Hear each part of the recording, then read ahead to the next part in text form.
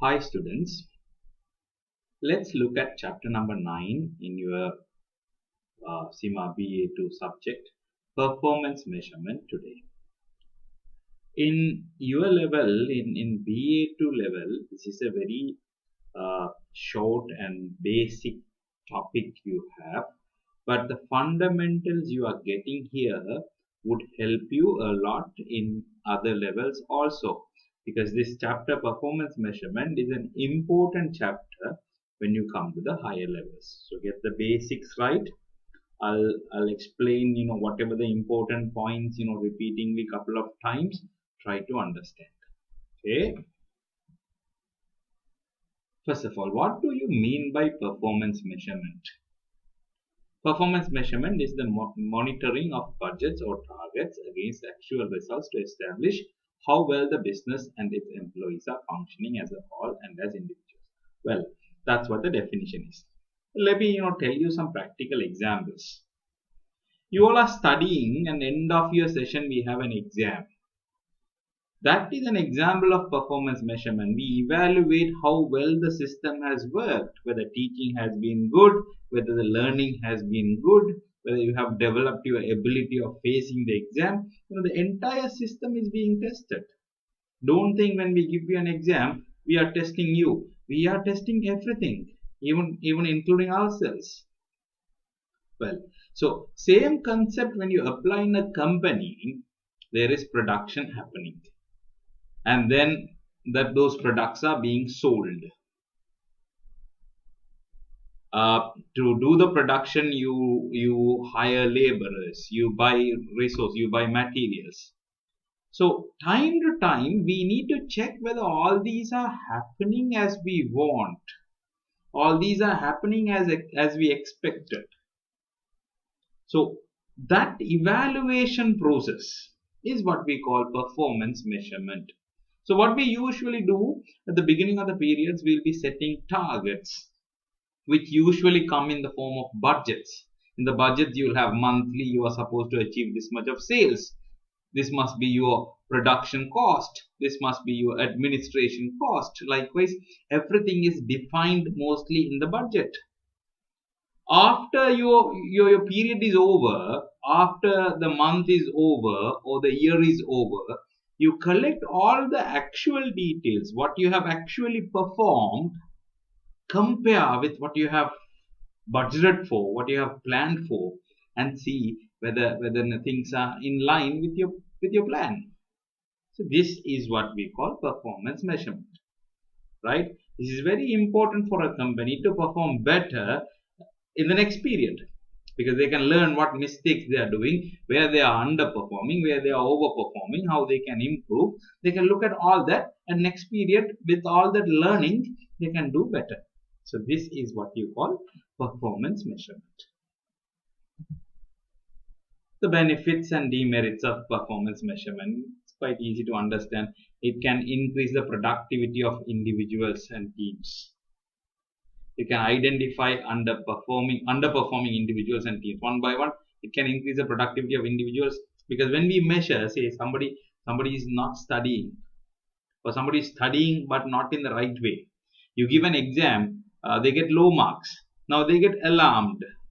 They become vigilant. Okay, where am I going wrong? Why am I not performing well in the exam?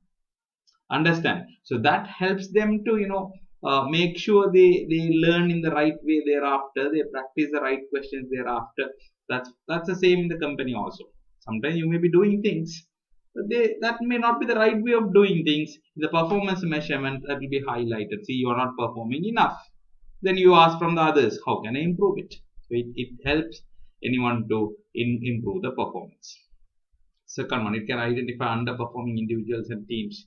Certain teams might be underperforming. So what do you do if you identify underperforming teams? Give them extra training, or maybe switch the tasks. Somebody underperforming in one area might be good in another area. So see how you can manage that. Not that you always punish them or penalize them or cut their salaries or like that. Not like that. Think constructively. Think positively. If you identify someone underperforming, what you must first do is how to make them better performing. Maybe some training, maybe some incentive, maybe switching the task, maybe switching the managers. Something would work. It provides the opportunity to recognize top performers, because always those who are performing very well has to be somewhere rewarded, recognized, because they are happy with that recognition. They will even perform better and better, which is good for the whole organization, right? So by doing the performance measurement only, we can identify, okay, this guy or this team is performing better than the others. It provides a clear chain of command. Clear chain of command means, see, from the top management we get the budgets. These budgets are going to be the yardstick of performance measurement. So it gives a command, it gives a direction. It tells the employees, okay, this is what we are expecting from you. If you don't have a performance measurement system, if you don't have budgeting system, there is no proper chain of command. Everyone will be working in the way that they want, not what the company wants. Demerits. It requires some level of motivation. No point of doing performance evaluation to machines, right? You identify a machine is underperforming. Can you do anything with it? Can you train the machine? No, right? So it's for people with motivation only. When you say, okay, you're doing well, I'll give you some extra salary next time, I'll pay incentive to you, or some recognition in front of everyone, you're telling you this guy is performing well. So if that would motivate somebody, then performance measurement works. If people are like machines or animals which are not motivated at all, then the performance measurement system will not work. It is still judged through subjectivity. Subjectivity means, guys, what to measure is a problem. It's not always profit. It's not always cost. There can be quality issues. There can be satisfaction issues, employee satisfaction, customer satisfaction, discipline. Likewise, there are a lot of things that you can measure and say this employee is good at this. So what you measure is going to differ from company to company, manager to manager. Not everyone is measuring the same thing. So it's very subjective how we are evaluating the performance of employees. It can lead to decreased levels of output. Sometimes employees might get a little, unhappy, or they might be feeling that they are not measured properly. They think it's very unfair performance measurement you have. If they start feeling like that, then they will lose all the motivation they had, and their performance might go down, right? These are some of the benefits and demerits. They rarely ask in the exam, explain the benefits and demerits of performance measurement. Just for the background of performance measurement, no. Okay, these are the good side of it. These are the bad sides of it. Right. This is an important term, guys. It's very important term. Responsibility accounting. Let's read first and then discuss. In responsibility reporting or in responsibility accounting, both are same. Costs and revenues are grouped according to which individual manager or management team is responsible for their control. Hold on. Let me explain, then come back and read this. See, if you take a production manager, he's a manager. There are some people working under him. There are certain things that he can control. Let me tell you examples. Product quality, he has to be responsible, right? Because he is the production manager. Time taken for production, cost of production. These are things that come under a production manager's controllability. So all these I would call it the production manager's responsible areas. What are the responsible areas I told? Quality of the product, cost of production, time taken for production, any idle times in production. If you don't organize the production properly, in between there will be idle times, lack of coordination. These are things that production manager has to be responsible. So if you want to evaluate production manager's performance, you evaluate based on these factors only, right? Suppose if quality of purchased material is bad, production manager cannot be responsible for that. There is a manager called procurement manager, purchase manager. So if the purchased raw material is of sub quality, that you have to go and ask from the purchase manager, not from the production manager. Understand? Or Selling price was much lower than what we wanted to sell at. So that question should go to the sales manager. You have to call the sales manager and ask, why did you sell at a lower price? Not any other managers can explain that in the first place. Understand? So this is what we call responsibility accounting. Every manager has certain areas responsible under them. You keep them, or you hold them responsible for those areas, and exclude them from anything outside their controllability. Sales manager, sales volume and sales price, that's what he can control. Procurement manager, purchased materials price, purchased materials quality, that's all he can control. Production manager, product quality, product cost, product time, duration, these are things he can control.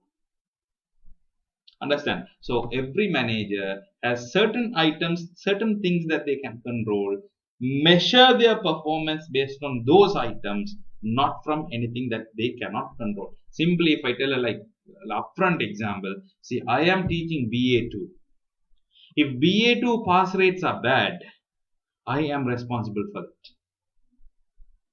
Suppose, let's say you are studying another subject, BA3 also. If BA3 pass rates are bad, I cannot be responsible for that, because that is not in my responsibility reporting. That's not in my responsible area. Any student being weak in BA2, I have to be responsible, because I taught you BA2. Say some of you are weak in taxation. I never taught you taxation. I can't be responsible for that. This is what you call responsibility accounting. Everyone has certain things under their control. Keep them responsible for that, not for anything else. Right. Then now come to this point. Relax. Right? Take a breath. Companies have departments, guys. Production department, which is a factory basically. Sales department. Administration department. Accounting department. Sometimes they may have branches. Let's say a chain of supermarkets. Right? I think Reliance has supermarkets in India. So the supermarket in Bangalore. Right? Supermarket in another city. So each of them is a department.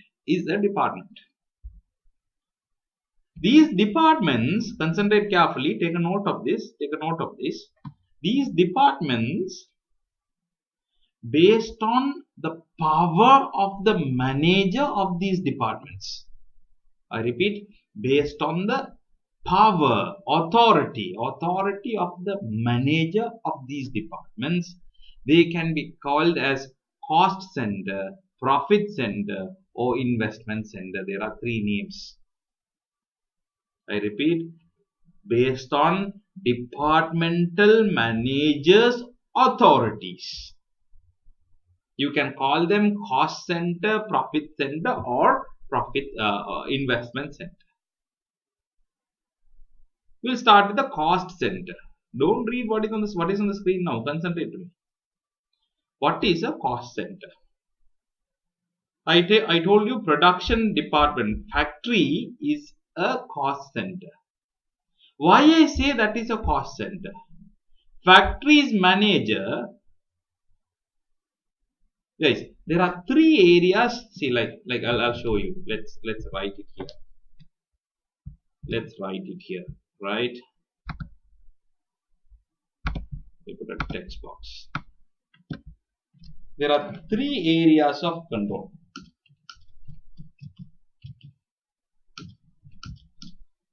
For a manager.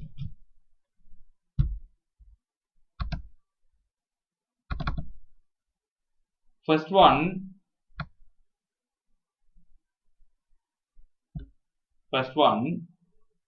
cost control. Second one, revenue generation. Third one, investment decision. These are the three broad areas of financial, control managers can have, managers may have. If you take a cost center, say for example, if you take a factory manager will have cost control as a responsibility. He need to ensure cost of his division is controlled. He doesn't overspend on production. He doesn't overspend on production related activities. Does he have any revenue generation tasks? Do you think production manager is involved in revenue generation? No. He doesn't involve in revenue generation. So that is not a area of control for him. Do you think production manager decides what machine to buy, where to invest? No, that is a top management decision. Production manager, he will be given the machinery, he will be given the facility, he just manages the facility. He can't decide to invest. Maybe he can request the top management. I think time for us to increase the facility size. Well, he can request. He doesn't have the power to go and invest. Understand? So for a cost center, only the cost center manager, only responsible area for them is cost control. They will not have revenue generation or investment decision. Understand? Maybe we can write here example of a cost center. Factory is an example of a cost center. Is that understandable, guys? What I have marked in green, area of control. The manager actually controls that area. Cost control, yes, he has to do it. What I have in red, they don't do it. A factory manager doesn't do revenue generation for investment decision. No. So if cost control is the only responsible area for a manager, you call it a cost center. They don't make revenue. Okay. Let me explain the other one now. What's the other one? Profit center. Profit center means,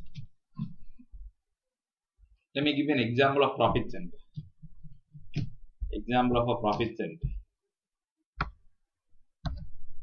A branch of a supermarket.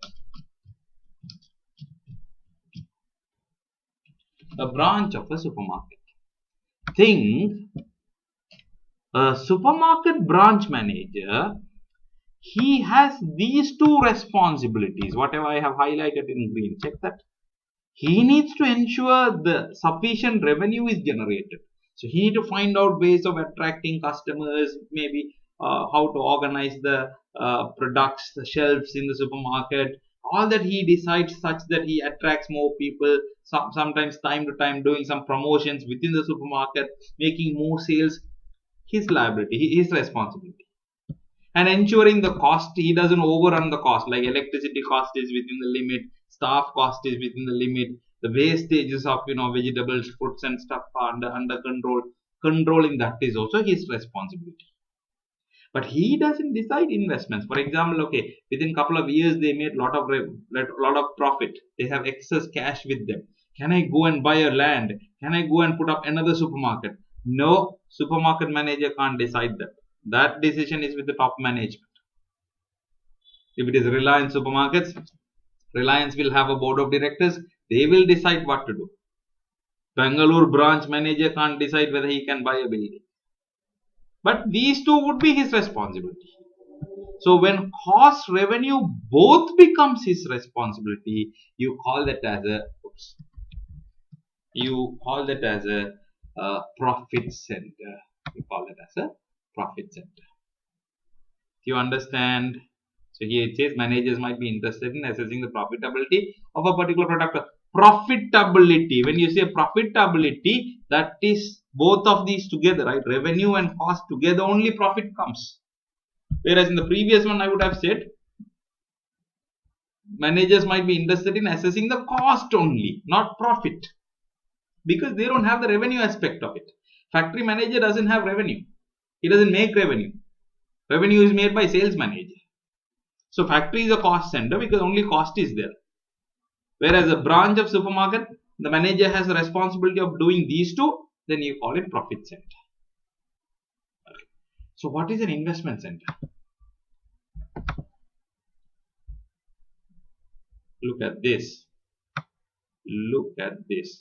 Investment center managers will have all three decisions, all three responsible areas within them.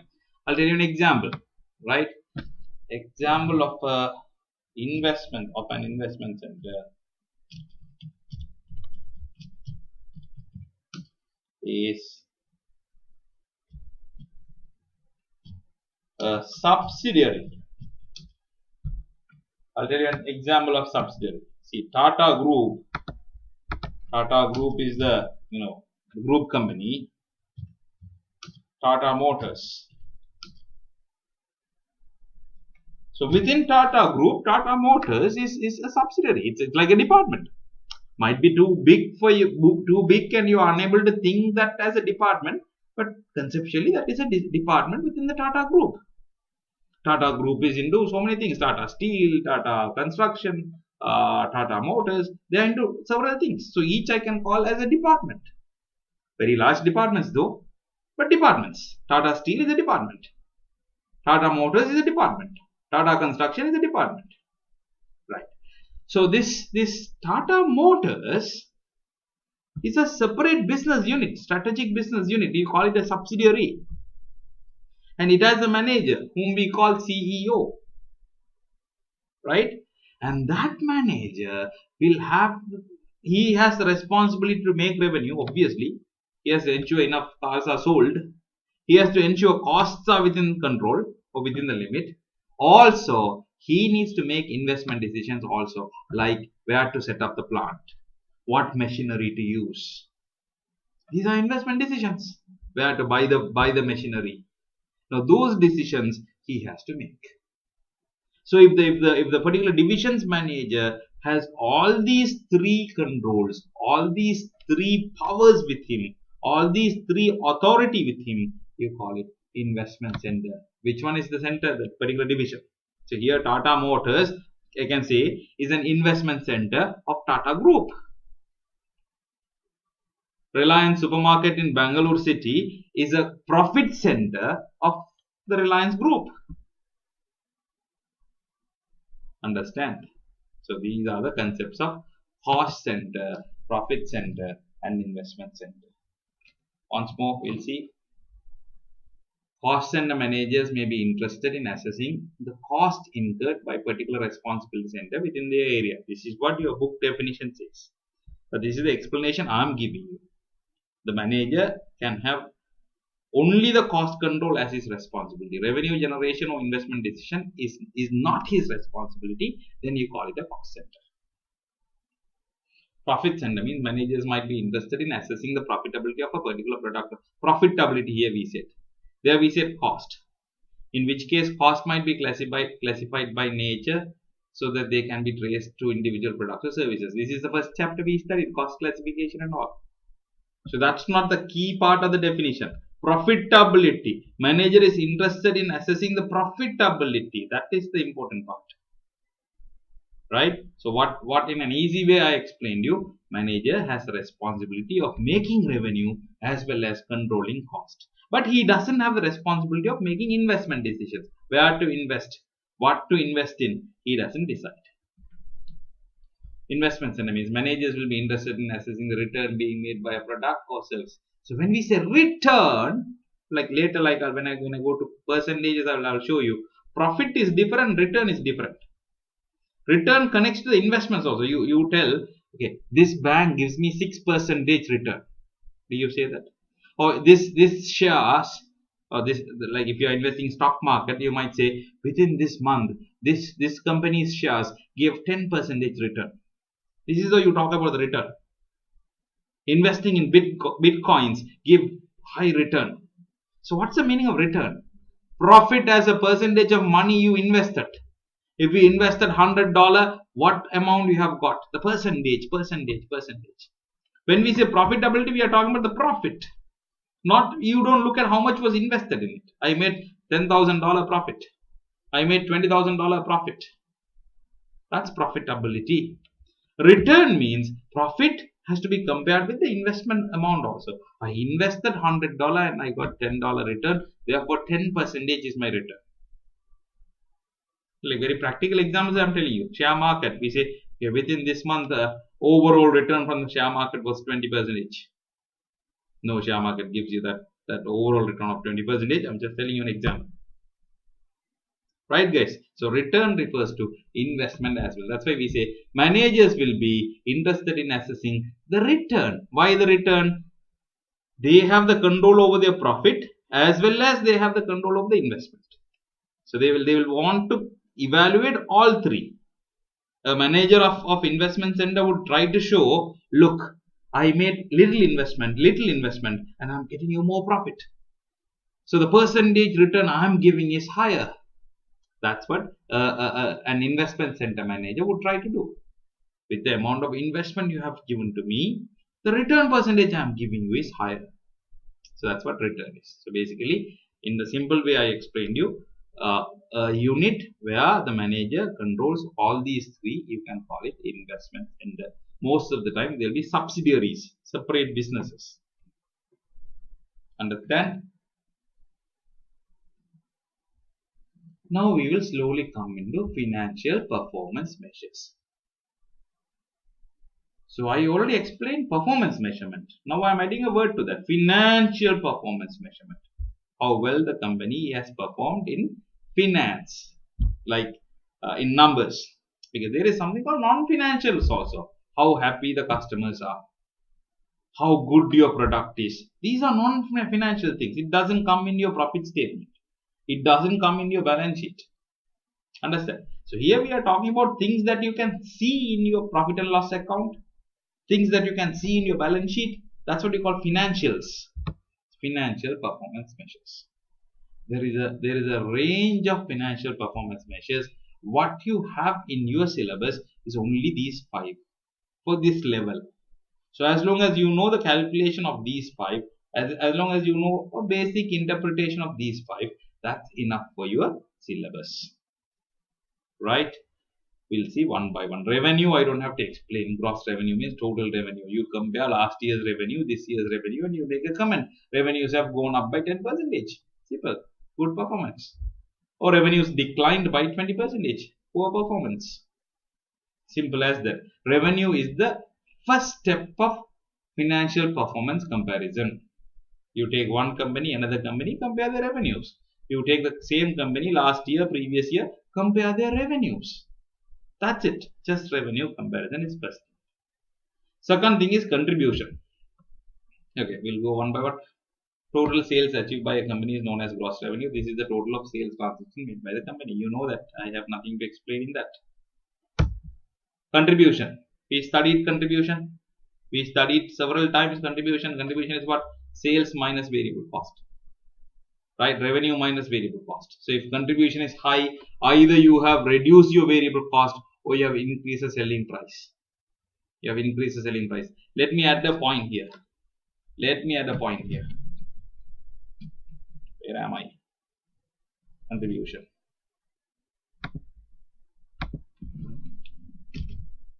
Contribution is not affected by volume. I mean contribution margin or contribution percentage. So what is contribution percentage? You remember CS ratio, contribution margin, which is what you call CS ratio. Contribution to sales, you remember, right, is not affected by volume. It is affected by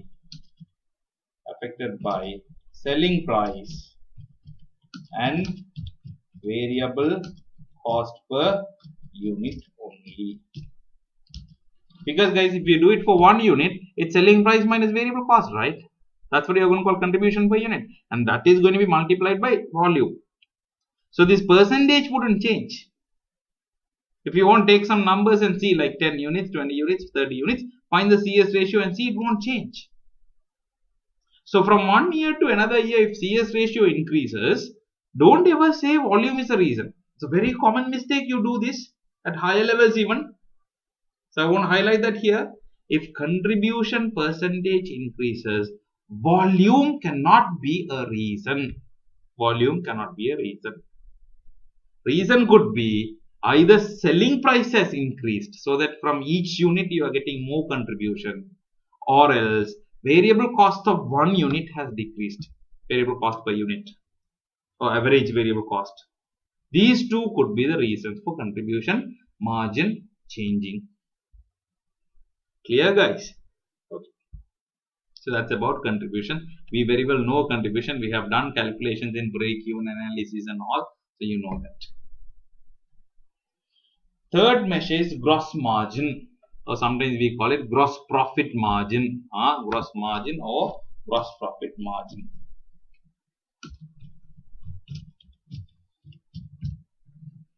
Both the same. You know, guys, your income statement, this is how it looks like. Revenue minus cost of goods sold, you call it gross profit. So this gross profit as a percentage of revenue is what you call gross margin percentage. See, gross margin, this gross profit is what you call gross margin. So gross margin, or you can say gross profit.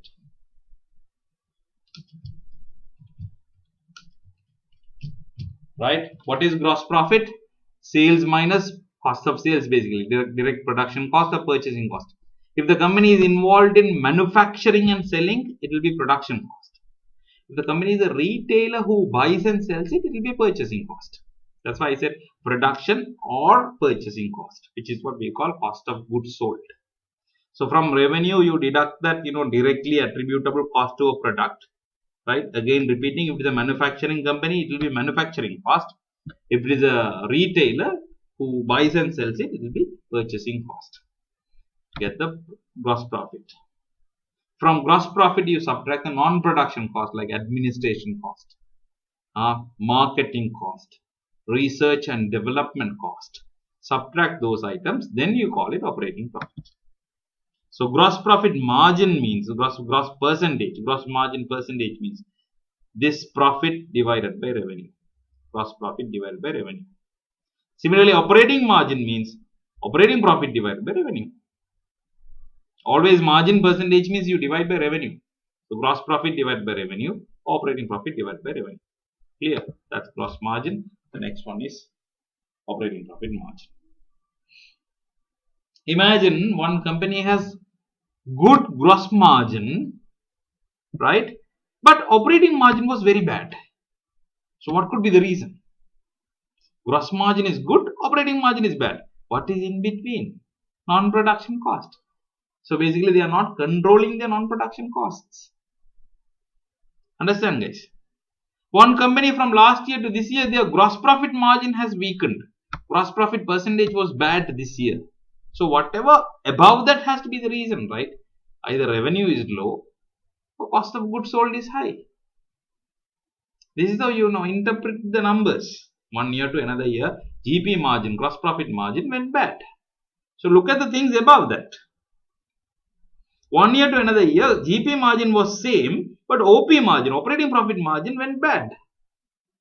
So GP is same, but operating profit is bad. Means what is in between these two? Non-production cost. Which means non-production cost. Maybe they have overspent on administration.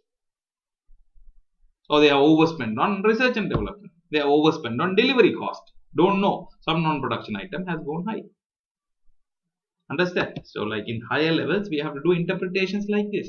We have to evaluate, like when you come to the next level, when you do operation level case study, you need to, interpret the numbers.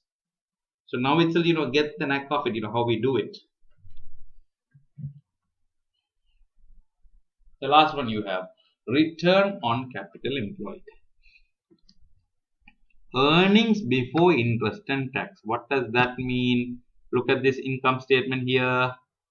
Revenue, cost of goods sold, gross profit, then non-production cost, operating profit, right? This operating profit is what you call earning before interest and tax. I mark PBIT, profit before interest and tax. Understand? From profit before interest and tax, you subtract the interest expense, or you call it sometimes finance cost. Subtract that, then you call it PBT, profit before tax.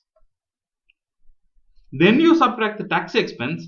What you get is profit after tax, PAT, which is the net profit. Revenue, from revenue you get gross profit. From gross profit you get operating profit, which is PBIT. Be familiar with the terms, profit before interest and tax. Then you subtract the interest expense, you get PBT. Then you subtract the tax, you get profit after tax.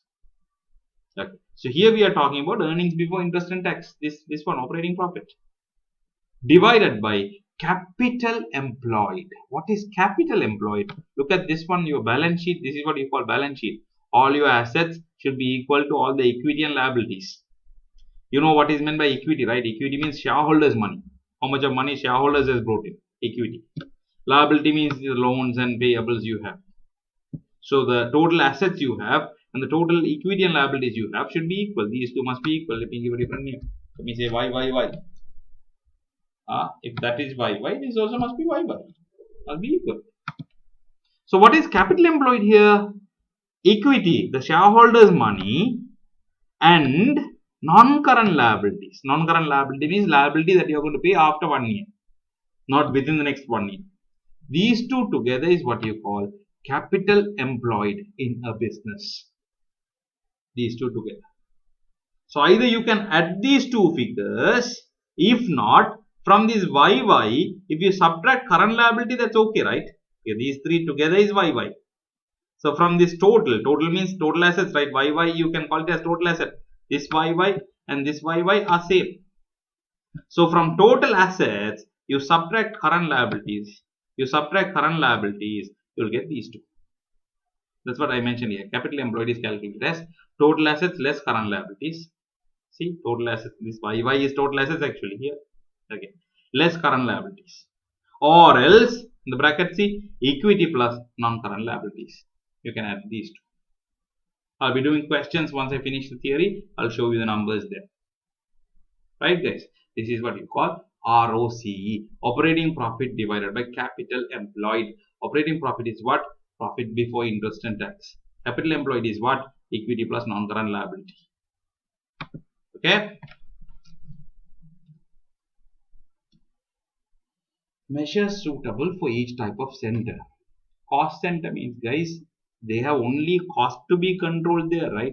So anything connected to revenue they can't do. They don't have control. So gross revenue not relevant for them. Gross revenue not relevant. Contribution is also including revenue, right? Not relevant for them. Margins not relevant. ROC, return on capital, not relevant, because these four are connected to revenue. So whatever revenue comes in, cost center can't do anything with it. So cost center can be evaluated only using variance analysis. Profit center can be evaluated using cost and revenue. So variance is mostly for cost items. That's okay. Gross revenue, yes. Profit center has revenue control, yes. Contribution is revenue minus variable cost, yes. So what is missing in profit center? Investment cannot come in. Investment means capital employed. How much of money is invested in the business is what you call capital employed. So if capital employed should not be taken, you should not take ROC. Without ROC, these four measures can be used to evaluate a profit center. So I told you earlier, supermarket branch is a profit center. So for a supermarket branch, end of month, if you want to see how well they have done the performance, you can do a variance analysis for them, meaning giving the target of cost and revenue, comparing the actual with the target. Yes. Gross revenue comparison. Take last month revenue, this month revenue, compare. If it is bad, ask the manager why. If it is good, give him some incentive and do it. Contribution, you can compare period to period. Gross profit margin or net profit margin, you can compare. ROC, you cannot compare. If ROC goes down, you can't ask the manager why. Because there is an uncontrollable component for him. What is the uncontrollable component? Capital employed is uncontrollable for him. If it is an investment center, they have all the responsibilities. So starting from variance analysis to ROC, you can control, you can measure their performance with anything, because they control the investments as well. Right, at this level, this is very brief for you. Higher levels, this will be, again, we'll be going through this in much more detail.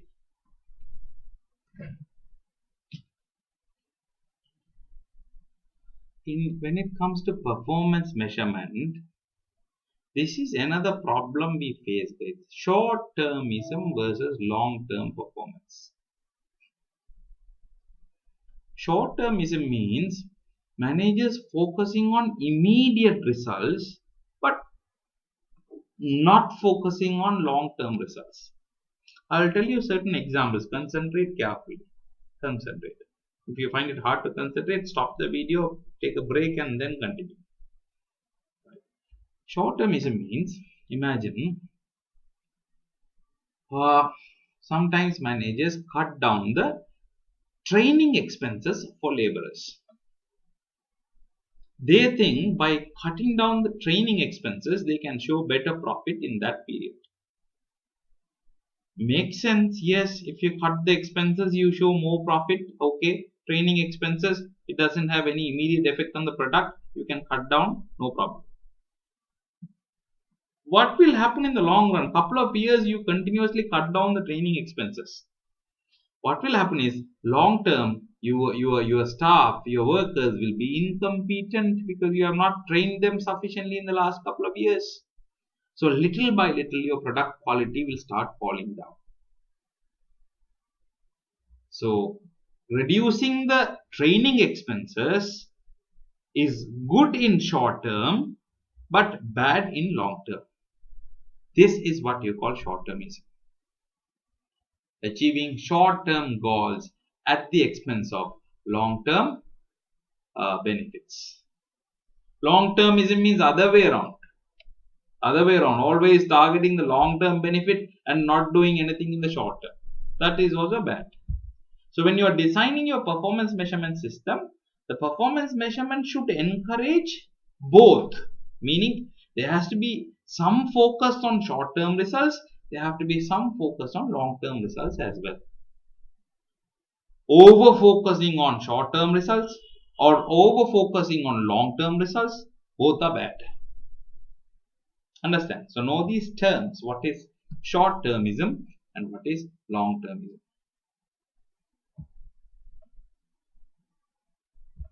Manipulation of results. Managers might try their level best to, show better performance than what it is actually. That's what you call manipulation. Showing better performance, but not really. See some examples I have given. Accelerating revenue. Accelerating revenue means, imagine if I am retiring with this year, or if I am switching to another company with this year.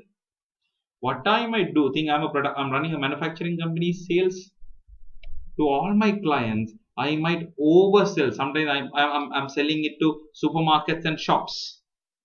I might go and tell them next 3 months, sometimes there might be a shortage. Or next 6 months, sometimes there might be a shortage from our side. Why don't you buy in advance and keep it? So these shops and supermarkets might get a little panic and they will overpurchase from us, thinking that next 6 months they are not getting supply. But why I am actually doing that is I am retiring within the next couple of months. So I want to show a very good performance so that I can get a good incentive and go. This is what you call accelerating revenue. A revenue which is supposed to be evenly spread during the next number of months. You are trying to make all the sales now itself and show high sales at the beginning or high sales in the short period. Similarly, delaying the expenses. If I am going to leave soon, I might delay the expenses. I will not spend on staff training. I will not replace the assets. I might delay all the thing in that. Let me go. Whoever the one coming new, let him struggle. These are manipulation, guys. These are manipulation. And because what you must do is evenly throughout the year, evenly throughout the period, you have to do it, right? Staff training, maintenance of machines, replacing the machines time to time, evenly you have to do it. Delaying it, you can show better performance in the short period, but in long term it will be trouble. Understating a provision or accrual. Provision means, guys, imagine you have a court case on you. Let's say while you are doing your business, you have damaged the environment or you have damaged the neighboring property. So they have filed a case against you. So if you think you are going to lose the case, if you think there is a possibility you will lose the case, then even before the verdict comes, you have to make a provision for that. That's what the accounting regulations say. But sometimes you can muffle that. You may not show the correct amount of penalty that you are expecting. If you are expecting a penalty of 10 million, somehow muffling that and showing it as only 2 million in your accounts is understating a provision. Bad debts. Sometimes like out of your sales, 5% you can never collect. If you are selling on credit, some credit customers will not pay you. Based on past experience, 5% you can't collect. But in the accounts, you don't show 5%, you show only 1% as bad debts. Understating the provision. Manipulation of accounting policies. These are more connected to reporting paper BA3. I hope you are a bit familiar with that. See, for example, one simple example I can tell you: switching between straight line depreciation and reducing balance depreciation. There are different methods of depreciation of assets: straight line, reducing balance. So when you are switching from one to other, the amount of depreciation is going to change, which will show like you are making more profit or less profit, but actually that is not connected to your real performance, right?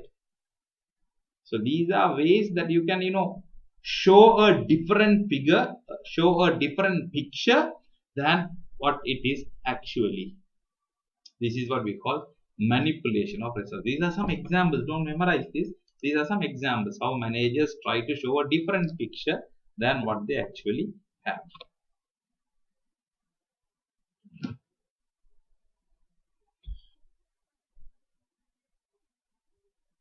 Then we are coming to non-financial performance measures. So now what we studied here, manipulation of results, short-termism, long-termism, these are these two, short-termism, long-termism problem number one, manipulation of results, problem number two. These happen when you evaluate the manager's performance in numbers only.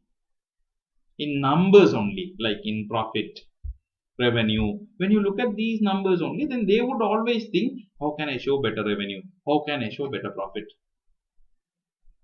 But imagine if we bring in non-financial performance measures that are not reflected in your income statement, such as customer satisfaction, that the manager cannot manipulate, right? Unless otherwise the good product is delivered to the customer, good service is given to the customer. Unless you do that, you are not going to get good customer satisfaction. There is no way you can manipulate that. You get what I say? Resource utilization. What percentage of time laborers were working? What percentage of time machines were working? What capacity was utilized? Measures like this. There's nothing you can manipulate, right?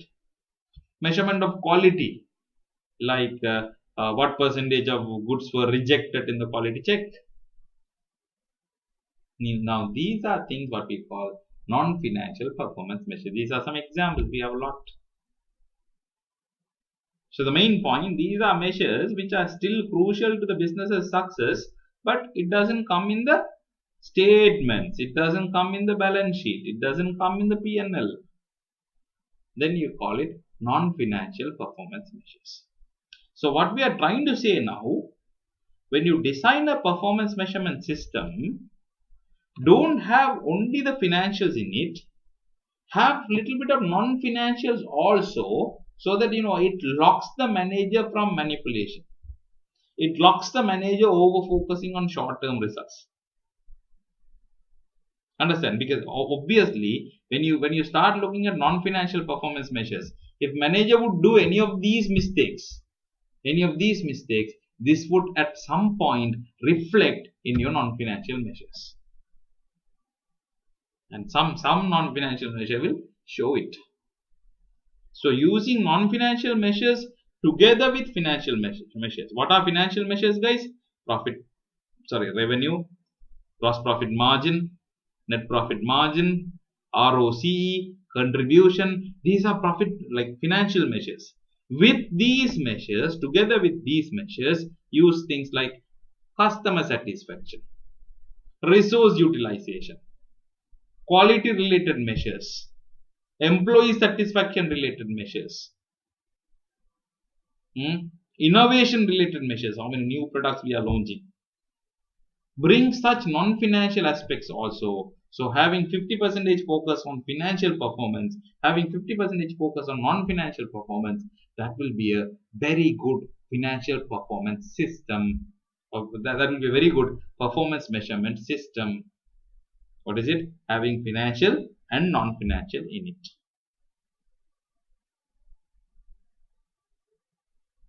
Advantages and disadvantages. The non-financial advantages. Wider view of performance. It will tell everything about the company, guys. If you look at all the non-financial measures also, financials are just one side of it. I'll tell you one good example. Nokia, until it failed in the market, their financials were good. They had good profit. But at some point, they couldn't survive in the market. You know that, right?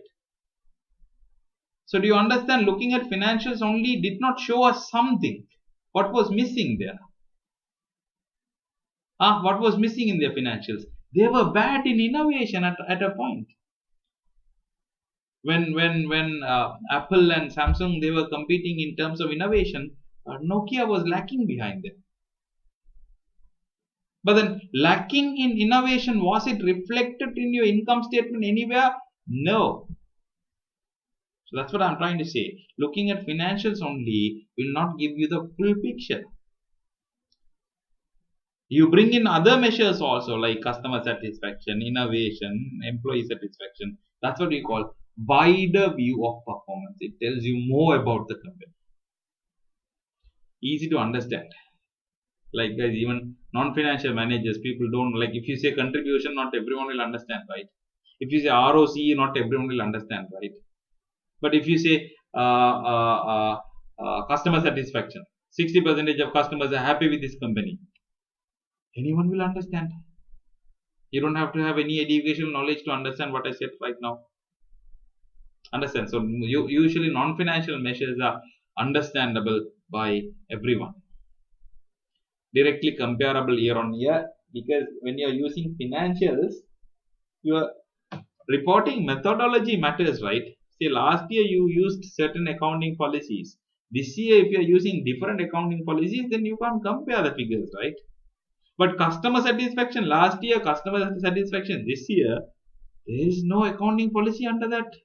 70% of customers were happy last year, 75% of customers are happy this year. Yes, this year is good. Simple as that. So comparability in terms of non-financial measures is easy than financial measures. Focus management's attention on potential problem areas, because otherwise what happens, they over focus on numbers only. They forget about these problem areas like customer satisfaction, quality of the product, machines, usability, efficiency of machines, efficiency of laborers. All these will be hidden. They will always focus on revenue. So like bringing in these other factors also will help or will basically force the managers to look at other problem areas also. These are advantages of using non-financial measures. Disadvantages: time consuming and costly, because guys, financial measures is the matter of extracting from your statements. But non-financial measures, customer satisfaction, where do you find it? You may have to do research and find it, right? So you have to call the customers and find it, or you have to give them a form to fill it and find it. It's time consuming. No clear set of non-financial performance indicators that the organization must use. Later, likely you will be studying is non-financial measures. There is no clear definition as only this can be measured. Someone might come and say, for example, hospital, what non-financial measures you can use? Financials could be profitability and all that. Non-financials, quality of service, the capacity or capability of doctors, the availability of facilities, the cleanliness of the hospital, the range of services available. Likewise, to measure a hospital's non-financial aspects, you can come up with thousands of measures, guys. It's not just one or two. So nobody has defined clearly only these are the non-financial measures that we must consider. No, that's another problem. What to consider, what not to consider. Difficult to measure some aspects such as customer satisfaction. Again, coming to the same point, I told you earlier also, time consuming. Yeah, difficult to measure. How do we measure? Understand? Can lead to indicator overload. Indicator overload means like when you are measuring the performance, see, like you are studying and you have 5 exams for 5 subjects. Okay, we measure you from 5 subjects, it's okay. What will happen if we give you 50 subjects? If we give you 50 targets and say you achieve all these 50 targets, it's hard, right? That's what you call indicator overload. You are giving too many things to be measured. You're talking about profitability, EP margin, OP margin, ROCE, and then you're coming up with customer satisfaction, efficiency, blah blah blah blah blah. Too many indicators can happen. You must choose wisely. Maybe 3 financial indicators, 3 non-financial indicators, 6 indicators. That's it. Then it's fine. But too many financial measures, too many non-financial measures, altogether it's too many measures. It becomes a pain to measure the performance. That's an indicator overload. Indicator means the performance indicator, right? What you are measuring. Understand? Just know these points, guys, because they can ask you in this statements. They can ask which of the following are advantages of using non-financial performance indicators. Which of the following are disadvantages? They can give multiple answers and they can choose. They can tell you choose all that are right. That kind of questions can come from this. That's why I have included this theory. Just go through and let me know in the face-to-face class if you had any doubts while going through this video. Okay. Finally, we are coming to a topic called balanced scorecard. I'll first show you what is a balanced scorecard. What balanced scorecard argues is, guys, the performance can be divided into 4 equally important areas. One is financial perspective. This is where the numbers come. Revenue, expenses, cash flow, blah blah. All the what you show on the financial statements come here. They say that is just 25% of company's performance. There is another 75%. There is another 3 quartiles. What this says here, the green color one, customer satisfaction, customer perspective, we call it, all regarding customer satisfaction. Customer retention means what? Say if you are selling, let's say soap, what percentage of customers who bought this soap last month are buying it again this month? What percentage? If you are selling cool drinks, say you are marketing Coca-Cola. So last month you had this many customers. How many of them are still buying Coca-Cola next month also? That's what you call customer retention, right? Market share. Market share means out of total customer base, what percentage of customers are buying your product? See, there's Samsung, there's iPhone, there are so many other phones, right? Samsung might come and say we have 40% market share, meaning what? Out of the total number of people who are using mobile phone, 40% is using Samsung. I'm just telling a number. So that's what you call market share. Brand strength means, guys, how famous the brand name is. So nowadays, like let's say Tesla is seems to be the most strongest brand in the world now. Yeah, so that's what you call brand strength. So when you say Toyota, there's a strength for it. Honda, there's a strength for it. Maruti has a strength for it. So that's what you call brand strength. How famous the brand is. A bit difficult to measure. A bit of a subjective measure, but yeah, that's brand strength. But if you're in the share market, maybe you can come up with some share value related measures to measure brand strength. So all those tell how customers look at your business. How customers look at your product, we call it customer's perspective. The purple color box says learning and growth perspective. That's all about, guys. Innovation, coming up with new products, coming up with new ideas. So that's more like employee satisfaction, employee turnover, employee skills. Let me put a couple of other measures also there, guys. For this one,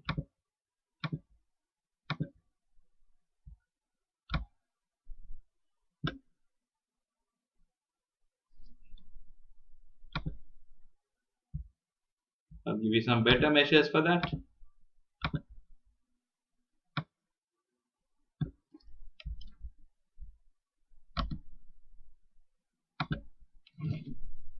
Number of new products launched.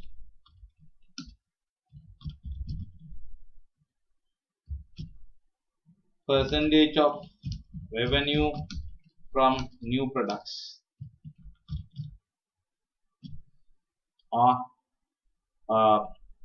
Amount spent on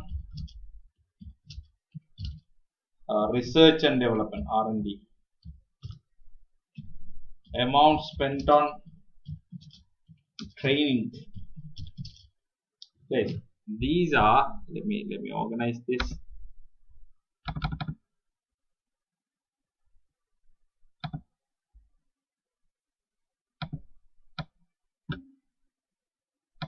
Okay, so these are some better examples of learning and growth perspective. Basically, how innovative you are, how much you are focusing on innovation. Nokia was lacking on this only mainly. So like if you evaluate it, okay, did they launch any new products? Are they earning revenue from the old products or new products? They were only earning from the old products. They didn't have any new products as such. Are they spending on research and development? If you take all these automobile manufacturers, they take Honda, take Volkswagen, take Toyota, and check their income statements, they spend heavily on research and development. What are they trying to do? They are all talking about how to cut down the fuel consumption. How can we come up with electric vehicles? How can we come up with auto-driven vehicles? Like no driver vehicles. They are doing a lot of research on that because that's going to be the future, right? Little by little, countries are shifting towards environment friendly. So you can't sell fuel driven vehicles anymore for a long time. So these companies are talking about the future now. So that's what we say, learning and growth perspective. Basically, how futuristic you are is measured here. And then this one says internal process means how efficient you are within the company, inventory, resource allocation, cycle time, quality control, how things are happening within the company is what we call internal process. And what balance scorecard says is you have to be good at all four. You have to be good at all four. But all four parallelly you perform well, then the company is a successful company. Understood? So that's what I had at the previous slide also. What that say? Balance scorecards are often used during the strategic planning. Strategic planning means, guys, like when you are planning, okay, how you are going to achieve your strategic goal. Let's say I'm starting an automobile manufacturer. I want to be number one in the country in terms of, let's say, quality. Then I have to plan in each of these aspects. Okay, how am I going to satisfy the customers? How am I going to keep learning and growing? How am I going to organize my internal things? And what financial targets I'm going to achieve? So according to my strategic target, these all four would be organized. So in your level, don't worry too much about it. Know that there are four perspectives according to balance scorecard and have an idea what is measured under each of them. Financial perspective, these are what we measure. Customers perspective, this is what we measure. Learning and growth, this is what we measure. Internal process, this is what we measure. Here, moving on to service industries. See, like manufacturing industry, service industry, that's the service here, not like any other meaning. Not charities we mean by service. Here, service industry means products and services. Manufacturing industry sells products like mobile phone manufacturer, car manufacturer, book manufacturer, body spray manufacturer. These are like cool drink manufacturer. They sell products. Service industry, for example, hospital doctors. What they provide is it's a service. Transport service provider. Transport is not anything tangible, right? It's just a service they are providing. Or let's say hairdressers, beauty parlors. So what they do is a service. They don't sell products. Third category is not-for-profit organizations. Companies or organizations which do not have profit as their primary motive. They have some other motive. For example, charities. They don't want to make profit. They have other reasons to exist. Government departments, police department, public work department, the public works department. They have not no profit as the motive. They have different motives. So these are the three broader types of industries or entities we might see. So now we will see what is this service industry. This is the only thing is tested in terms of service industry in your exam, guys. Service industry has four features. Let me explain these four features. Intangibility. I just explained this. For example, let's say you go and watch a movie and you come out. When you come out, what do you bring? Nothing, right? You just have got a feeling of watching a movie. That's all. It's a feeling. You enjoyed. Okay, fine. Some of the movies are not enjoyable, but yeah, okay, whatever. Enjoyed or you got agitated, but that's it. It's a feeling. That's what you call intangibility. But if you go and buy a mobile phone, you have something physical to show. You go and buy a car, you have something physical to show. That's product. Services, you don't have. Let's say you went for a massage. You got a very good massage. You come out, you are very happy. What do you have tangible to show to people? Nothing, right? You are just happy. That's what intangibility, right? Variability means person to person, this could be different, guys. See, I'll tell you an example. Hairdresser. How he cuts the hair to you, how he cuts the hair to another person is different. Doctor giving the medical advices, doing a surgery, might be the same named surgery he does. Let's say bypass surgery or heart transplant surgery to you, or like one patient and another patient. But still the level of complication is going to be different, right? Understand? So most of the time, service industry, customer to customer, the way the service is offered can be different. But products are more or less the same, right? When you say iPhone 10 is same for everybody, right? The same product that comes out, right? We call it variability. Another name for that, guys. Let me see whether I spell it correctly. Seems like heterogeneity. That means let me see whether this checks the spelling. No, it doesn't check the spelling.